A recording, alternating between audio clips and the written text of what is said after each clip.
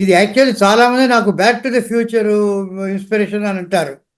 అది కాదు. ఎందుకంటే బ్యాక్ టు ద ఫ్యూచర్ నిన్న వచ్చిన స్పీల్బర్గ్ తీసింది.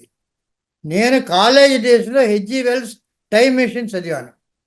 Okay sir. టైం మెషిన్ చదివానే ఒక కాలంలో అది వేరే కథ, కానీ time travel science fiction. So sir. ఆ సైన్స్ ఫిక్షన్ కథను తీసినప్పుడు అక్కడ మా కాలేజ్ మేట్స్ అంతా కూడా దాన్ని గురించి డిస్కస్ చేయడం ఇవన్నీ జరిగింది. సో అప్పుడు ఏమైందంటే ఇది ఒక విజువల్ ఫీల్ కనుకది. బ్లాక్ అండ్ వైట్లో టైం మెషిన్ సినిమాలు హాలీవుడ్లో చాలా వచ్చాయి అంతకుముందు టైం ట్రావెల్. యాక్చువల్గా డైరెక్టర్ అయిన తర్వాత ఇది ఒక సబ్జెక్టుగా తీస్తే బాగుంటుంది అని అనుకొని దానికి కొన్ని ఒక లైన్ ఆర్డర్ అది ఇది చేసి రఫ్గా పెట్టుకున్నాను నేను. కంప్లీట్గా పెట్టుకుని ఇది ఎట్లా చేద్దాం, ఎవరితో చేద్దాం అనుకుంటున్న సమయంలో బెంగళూరులో ఎస్పి బాలసుబ్రహ్మణ్యంతో నేను ట్రావెల్ చేస్తుండడం జరిగింది. అది ఇది మాట్లాడుతూ నా దగ్గర ఒక సబ్జెక్ట్ ఉందని ఆయనతో చెప్తాం. ఆయన చాలా ఎక్సైట్ అయ్యాడు. అరే చాలా బాగుంది, ఇది తప్పకుండా మనం చేయాలన్నాడు ఆయన. సో యాక్చువల్గా అది కృష్ణప్రసాద్ గారు తెలుసో తెలీదో, ఆయన ఒక ఇద్దరు ముగ్గురు పెద్ద పెద్ద ప్రొడ్యూసర్కి చెప్పాడు ఇది కథ.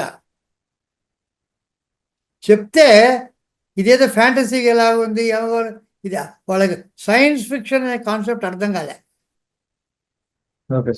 అదేదో ఉంది, ఇది ఎట్లా అవుతుంది, యమగోళలాగా ఉంటుందా అలాగా అనుకున్నారే కానీ ఎస్పి బాలసుబ్రహ్మణ్యంకి చాలా నమ్మకం.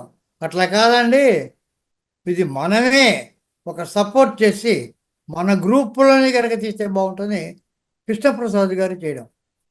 కానీ కృష్ణప్రసాద్ గారి పెక్కి గొప్పతనం ఏంటంటే అంతంత పెద్దవాళ్ళు ఇదేమిటిని సందేహిస్తున్న సమయంలో ఇందులో ఏదో ఒకటి ఉంది అనేటువంటి ఫీలింగ్ ఆయనకు వచ్చింది. యాక్చువల్గా ఆయనకు కూడా సైన్స్ ఫిక్షన్ అనేటువంటి జానర్ తెలీదు, కానీ ఒక హంచ్, ఇది మామూలు ఫ్యాంటసీ కాదు, మామూలు చరిత్ర కాదు, ఇది ఏదో ఉంది అని చెప్పి ఆయన ఒక గుడ్డి నమ్మకంతో దూకాడు ఇందులో.